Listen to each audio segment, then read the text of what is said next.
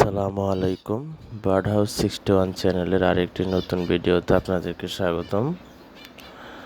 তো যে লাল জুড়িটা দেখতে পাচ্ছেন ওইখানে পাখি ডিম দিয়েছে।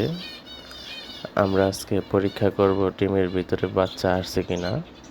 এই পরীক্ষাটা করা খুবই জরুরি, কারণ হচ্ছে আপনার পাখির শুধু শুধু যদি তা দেয়, দেখা গেছে ভিতরে বেলাটা আসলো না, শুধু শুধু পাখিগুলো তা দেওয়ার কোনো মানে নেই।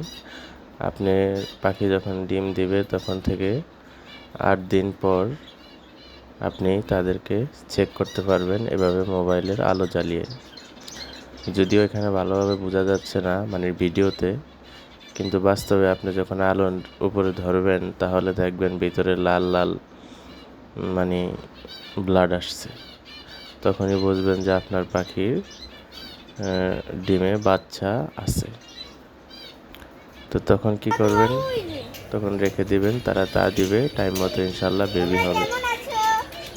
ভয় পাওয়ার দরকার নাই যে পাখি তা দিবে কি দিবে না, অবশ্যই তা দিবে। এখন যে ভিডিওটা দেখতে পাচ্ছেন, একটা রিসোর্টে ঘুরতে গিয়েছিলাম, সেখানে পাখি দেখে খুবই ভালো লাগলো। যেহেতু পাখি লালন পালন করি, পাখি দেখলেই ভালো লাগে।